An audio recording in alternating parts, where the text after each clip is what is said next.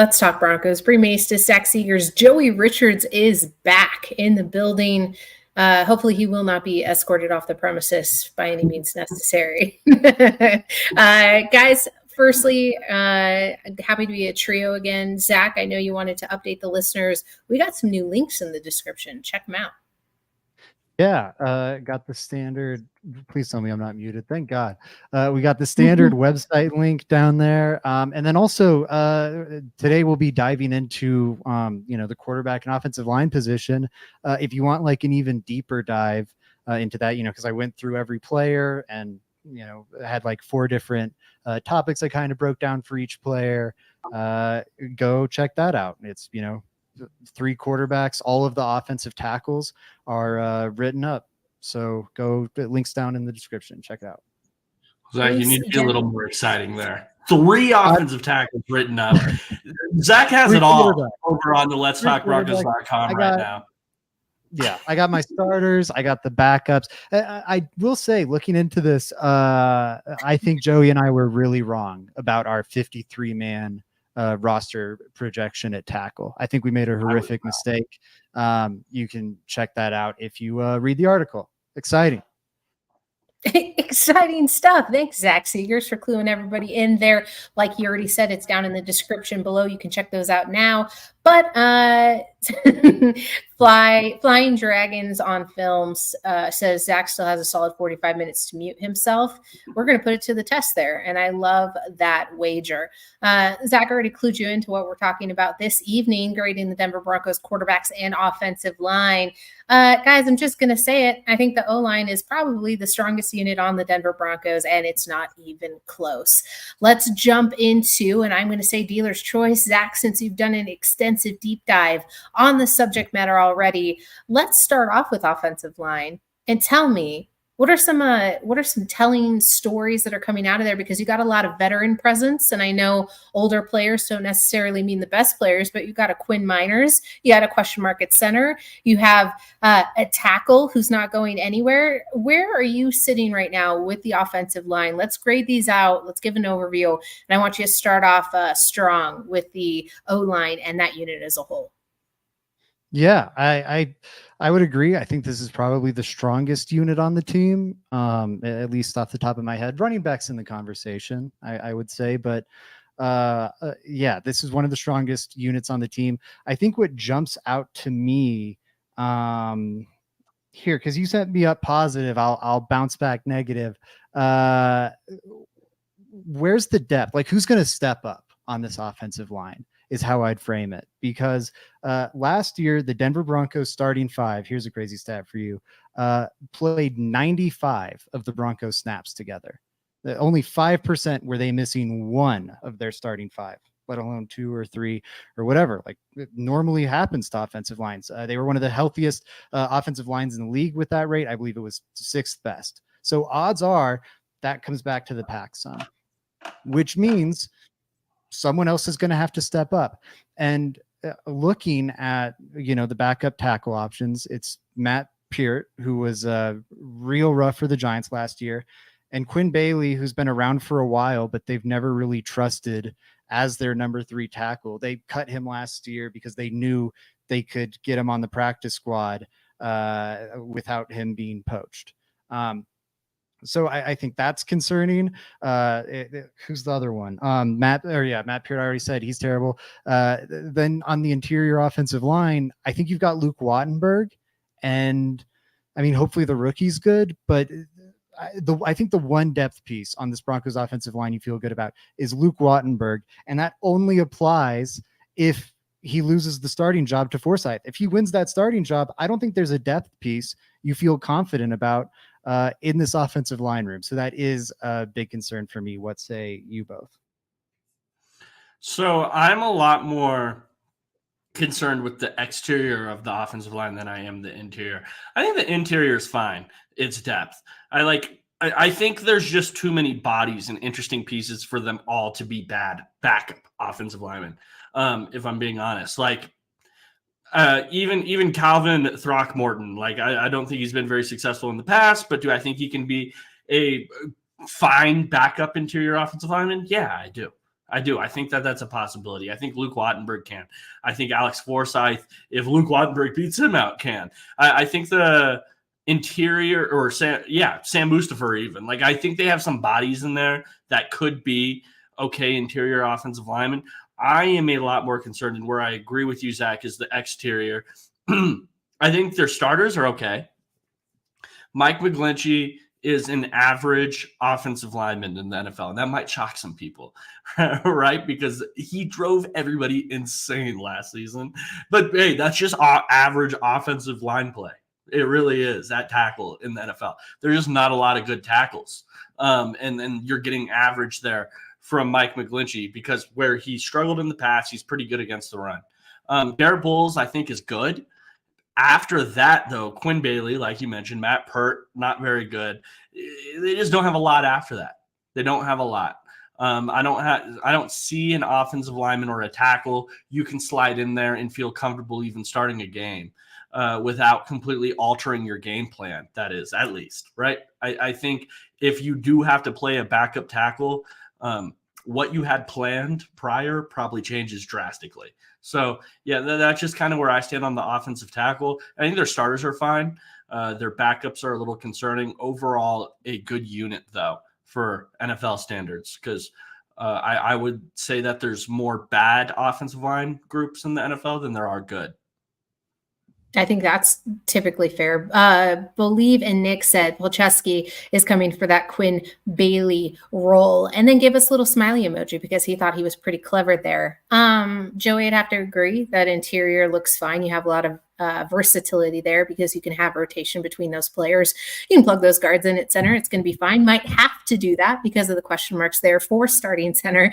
No snaps for Forsyth, which I think is a main concern. Because of that question mark, I'm going to say maybe the interior is not locked up, but at least there's depth and at least there's a lot of players that could step in at any point in time there. As far as the tackles go, I think you're right. Bowles and McGlinchey are fine, but I want to know as a whole, where are you guys grading out this offensive line? Because I think a B- is where I'm going, specifically just because it has a lot of strength there, maybe even a B. I think that they're incredibly strong. Zach, you look like I just shat in your general vicinity. What's going on? Yeah. Oh no. I'm cool. I think B seems fair to me. I think B's dead on. I think the starting talent's better. I think the starting talent could be one of the better offensive lines in the league. But I don't think I'm as confident about the depth as Joey is. And I think I'm not as confident in the depth as Joey is, and I think you could be an injury or two away from it being really, really rough. I also, one of the other things I was wondering as part of this exercise was, can they find harmony? As good as they were last year, I thought they we've talked about it on here before, like Lloyd Cushenberry and Garrett Bowles weren't good at the same things that like Ben Powers, Quinn Miners, and Mike McGlinchey were good at. And I think that could persist. And that also went vice versa. I think that could persist this year. I think, they also played a ton of snaps together. It's going to be their second year in the system. And maybe they find more harmony. That's something that's really interesting to me in terms of determining the ceiling of this unit. So I think B seems pretty good. So, Joey, how about you? Yeah. I want to clarify something real quick, Brie. Just to clarify, I don't feel comfortable with any backup coming in for the Broncos, and none of them. But the other part is show me the backups in the NFL where you do feel comfortable with them coming in and starting. There's just no such thing. There's not 32 good tackles in the NFL even. And we're not even talking about right and left tackle. So once I start getting past 64, damn, no. There's maybe one or two backup tackles in the league where I'm like, yep, you know what? If we suffer an injury at tackle, we're good. I don't think that exists in the NFL, if I'm being honest with everybody. And then also, even the interior, I really struggle to see that existing. I think your good backup interior offensive linemen are guys that have been in the league for 13 years, and you hope that they can just fill in. It doesn't cause a net negative. Like, that's really what you're hoping for there. I don't think you're going to get a positive from these interior offensive line. Overall, I think because of that, the group is more of a B plus. I think center is the big issue. I feel really comfortable with the 4 other starters. And I think on an average of the rest of the NFL, their depth on the interior is fine. Like I don't think you're finding great depth anywhere in the NFL interior. So yeah, I think that's B plus range. I like the B plus. I want to say once a center is named, once a starting center is actually like in there, I think a B plus is the floor of this unit. Zach already mentioned it on the get-go from the start of the show. The improvements made from 2022 to 2023 were staggering. Now where the Broncos are presently sitting, I think they're a top 10 unit, probably inching towards top 5, depending on how this all goes. But I want to know, are they over or underspending as far as the talent goes for the production that's coming from this line? Go ahead, Zach. Take it. It's I think a complicated question. I don't think they're overspending for it. Even though, you know, their investment, financial investment is like number 1 or so. And I don't think they have the number 1 line. I don't even know if they're in the top 5. I think they're maybe just outside that range. But I think that's a product of like the way they've gone about this. I think the way they've gone about this in terms of like buying their tackle and like a guard, instead of having these guys developed in-house, like I think the Eagles do regularly. They're always drafting these guys in the mid-late rounds to just develop them so they have the next guy up. What their tackle right now, I don't want to screw up the name, but the former rugby player, drafted him in the 7th round, and they can do that because their offensive line coach is so amazing. You can give him a ball of clay and let him work. But now that guy, I think he's made an all-pro teamer too. One of the higher paid tackles in the league. The Broncos haven't drafted a tackle in any round, in even the 7th round, since Garrett Bowles. And I think their offensive, like their draft investments in the offensive line as a whole have been poor. What Joey said is true. There is not a lot of good offensive line talent out there. There just isn't. It's been a product of the 2010 CBA. Since that CBA dropped practice time, we've seen offensive line play just crater. And I don't know. There's not that many good linemen out there anymore. I don't know. Yeah. Yeah. No, good offensive line depth is a myth in the NFL. That's not true. I would say it's not something that exists. Because if my starting tackle sucks, if I have a starting tackle that sucks, and that's 75% of teams in the NFL, I'm definitely not finding a good backup. The backup sucks too. Like, that's just kind of what happens. Zach, you mentioned drafting ability for tackle, and Joey, you're talking about the offensive line talent maybe just not existing in general. My question for both of you is, would you rather draft at that position and hope for the development, or would you rather wait until there's a bevy of talent to be able to be poached in free agency for talent at tackle? Like, which direction is the right direction? Sorry, that's where I was going before I totally lost my train of thought. There's not that many good tackles out there, so you're not just going to let them walk. Or good offensive linemen in general. To Joey's point, there's not that many out there. And with the cap skyrocketing, this has really happened since I'd say 2017, 2018 or so. We've seen the talent of free agency classes really go down. There's like 1 or 2. I think there's more like high-end splashes, like the Devontae Adams trade or the Tyreek Hill trade. But even then, those are normally trades now. The cap is so big that teams can generally, and with the cap manipulation stuff becoming more prevalent than ever, teams can really keep everyone they want to keep. Like the Broncos, it would have been difficult. They could have kept Lloyd Cushenberry this year. They didn't want to, I ultimately think. And I think that's a case of like, he wasn't the best scheme fit. They liked an in-house guy. It's not. And then he goes out there and he becomes the highest paid center ever. Like Lloyd Cushenberry, who I don't think, as good as he was last year, was well off the best center in the league. I don't even think he got a single All-Pro vote. That's the tax that comes in free agency. So to answer your question, I would much rather they draft it, but given the way they've chosen to go about it, I think their financial investment's dead on. I think you have to spend that much money if you want a top 10 line. And I think it's frankly a smart investment. I think you need a good offensive line. I think there's going to be some casualties of that, though, because as already mentioned before, there's a lot of money sitting on that interior. Quinn Miners is set to get paid north of $3.5 million, either in an extension here in this upcoming season. So I think there's got to be a casualty to that. So if the O-line is sitting pretty, it's sitting pretty. I would even say, I don't want to use a stagnant word. I don't want to go ultra negative here. I think that there's an opportunity to become better, but I wanted to throw out the idea that drafting is probably where the Broncos will be pressed to go in that direction, simply because of where they'll be spending wise and not really being able to invest further along that line at this rate. Joey. Yeah, no, Bree, I think you hit the nail on the head. I think now that they paid guys and have them in-house, like they paid their guys, right? This is when you do draft offensive linemen, because you have your guy set in place. You don't want to have to play a rookie offensive lineman. That's something you don't want to have to do. You want to be able to sit him and develop him and then have him actually playable when he touches the field. That's the hope. Drafting rookie offensive linemen to start right away kind of sucks. It's rare they're good right away. That's something that doesn't happen very often. It's already tough enough for offensive linemen in the NFL with practice rules being what they are. You're not getting the reps you want in practice anymore.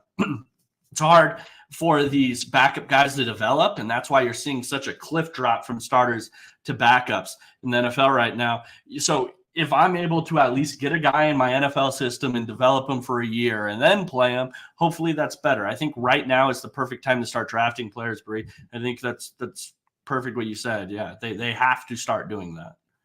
Though I do think it might be a year late. Garrett Bowles, one aspect of this, and it won't affect the 2024 Broncos, but this is the last year Garrett Bowles is under contract. And to the point I raised about like finding harmony on the line, Bowles is one of the people that I think, as good as he is, maybe doesn't match the vision they're trying to build.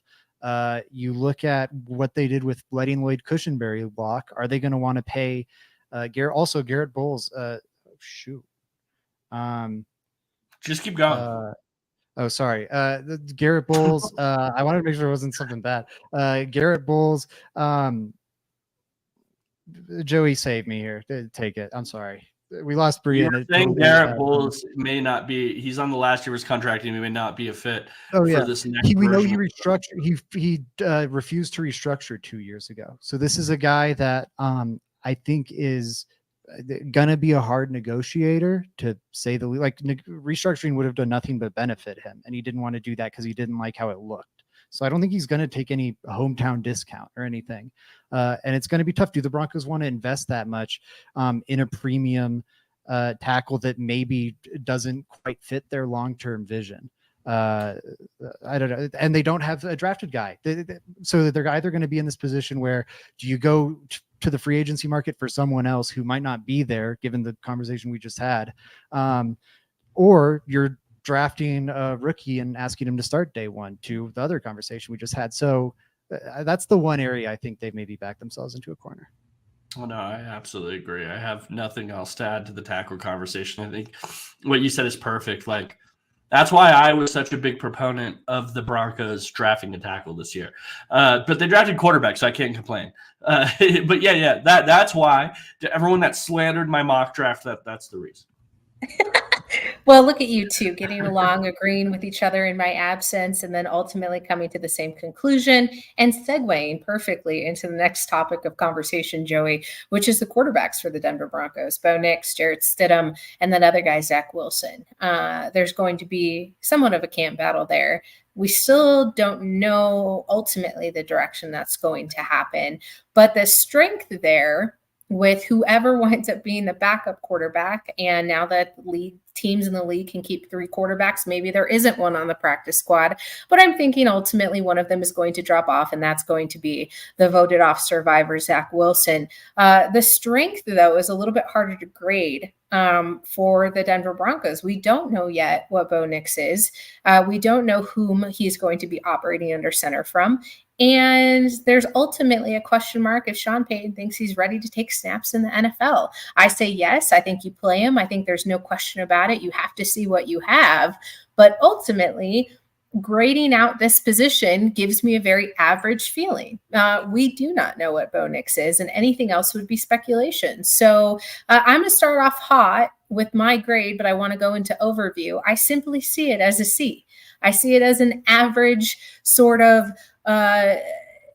invocation of potentiality that Jarrett Stidham can play in the NFL. We know that. We've seen him take snaps. But outside of that, Zach Wilson is faltering, and Bo Nix is a question mark. So we're sitting at an average. We're sitting at maybe even a C minus.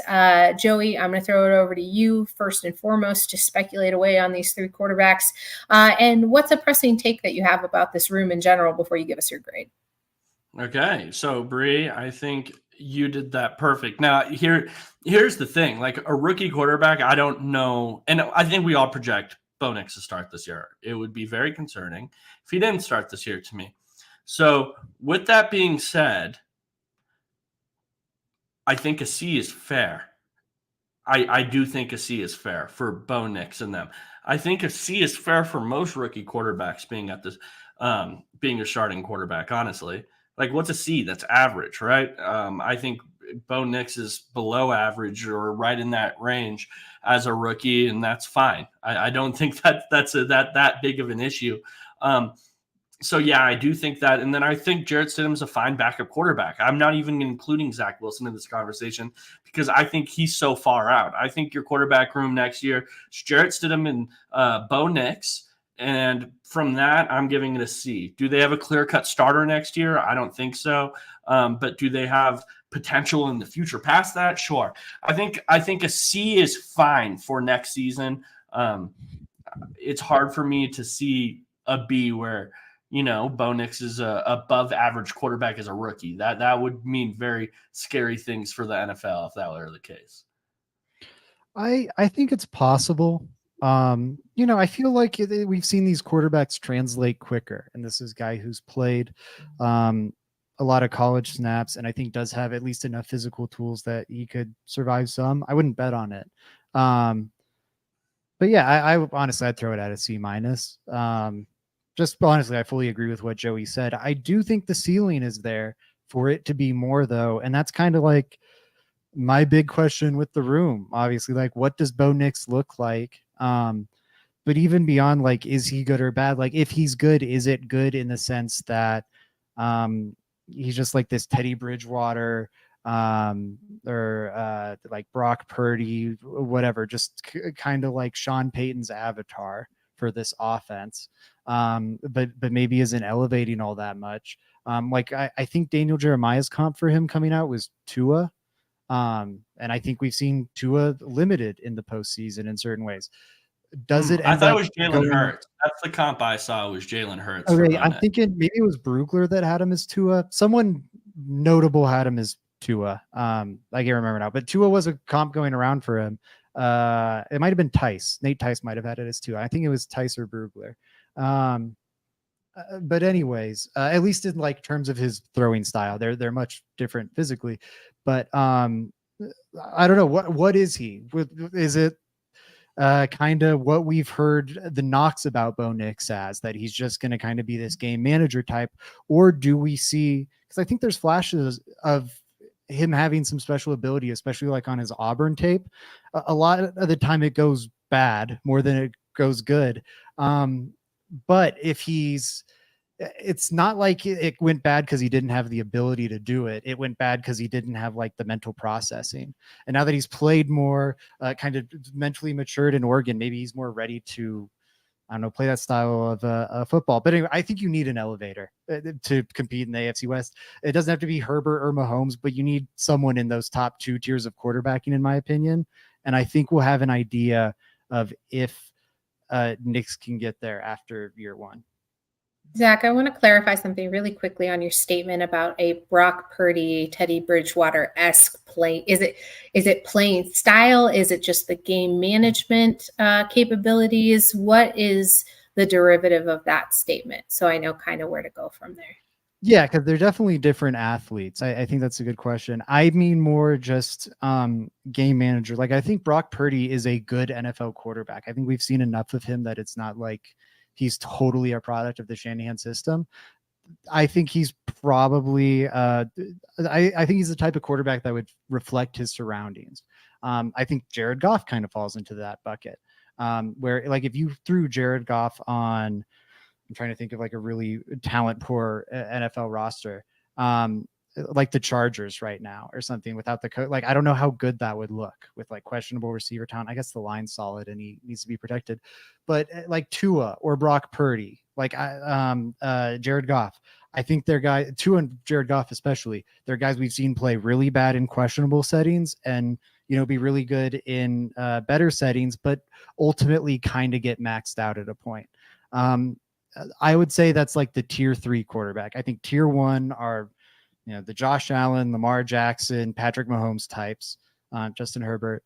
I think tier 2, you've got Dak, Trevor Lawrence, Matt Stafford, those types. There's other names than the ones I'm listing, but I think that's that tier. And then tier 3, you've got more your Brock Purdy, Jared Goff, Tua, kind of your more game manager types to me. I think to really compete at a high level in the AFC West, you need a tier 1 or tier 2. That said, even a tier 3 would be dramatically better than anything Broncos fans have experienced, for the past decade. So I'll take it. So here's where I disagree. I don't think they need that guy to compete in the AFC West so long they're not paying him like one of those guys.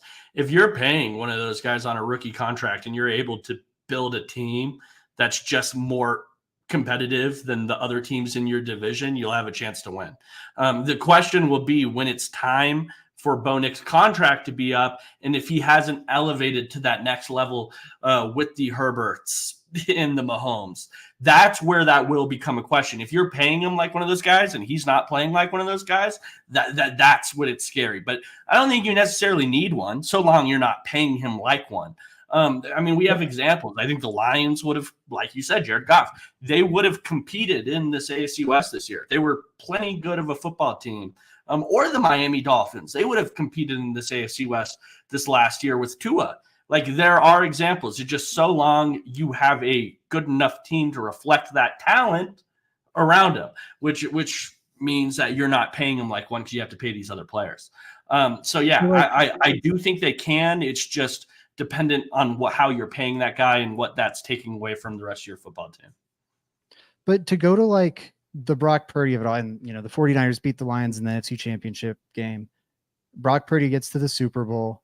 And again, this is the ultimate goal. The Broncos have several steps before we start talking Super Bowl, but they get to the Super Bowl. He has 2 elite receivers, elite tight end, pretty dang good. Actually, the O-line had some questions, but probably the best tackle in football.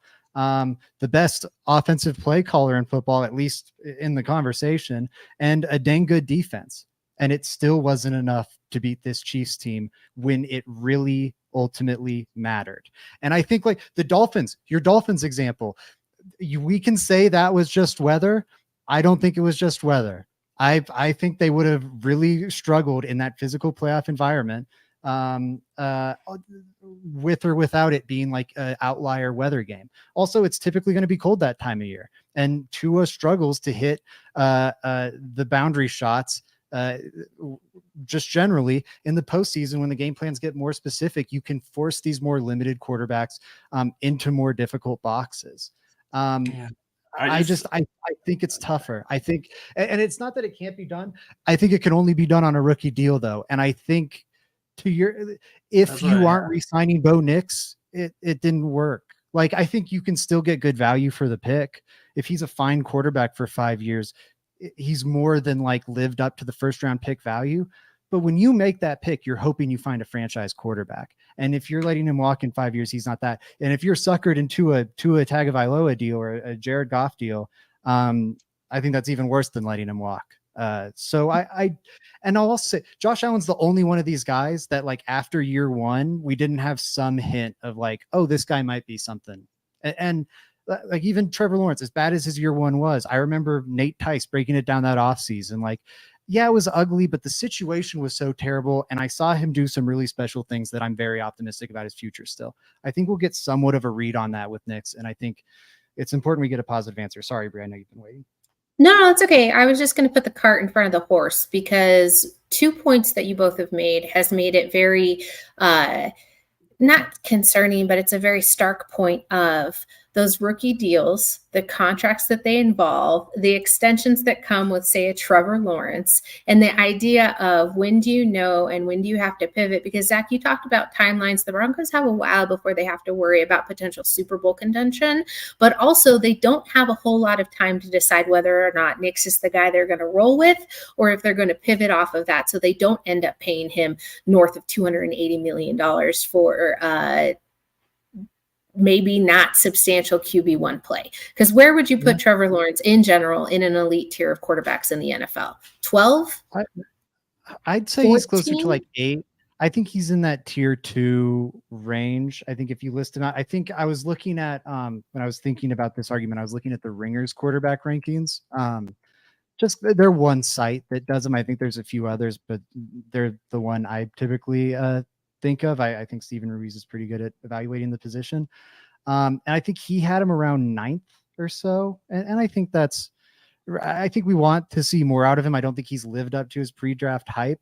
But he's a guy I think they'll feel comfortable committing to long-term, because the thing is, talking about the contract, since you brought it up, you need to, because Patrick Mahomes is never hitting these $50 million numbers because they keep restructuring it. So it has to be a guy you feel comfortable committing to long-term.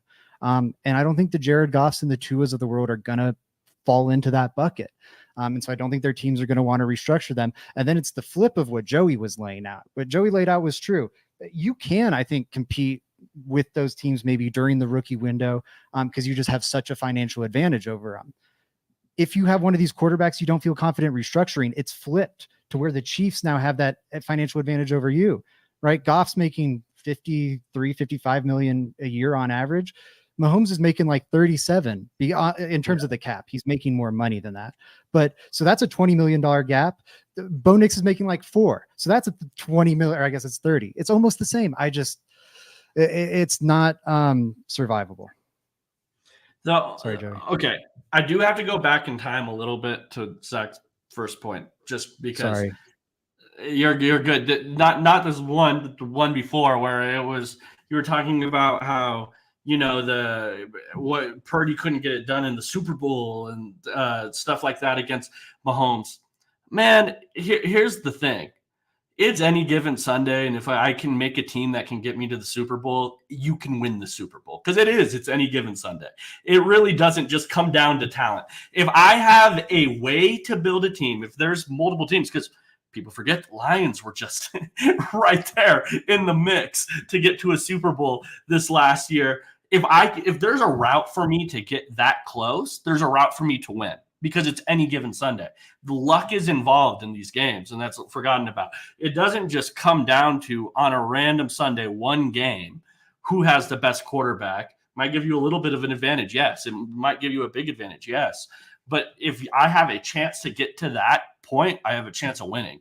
And if that gives me, if there's a route to that, playing with the cap and saying I have an advantage, you do that. I think that's more than fair. And there's a few teams in the NFL right now that have shown they've been able to make runs with these type of guys and just building superior football teams.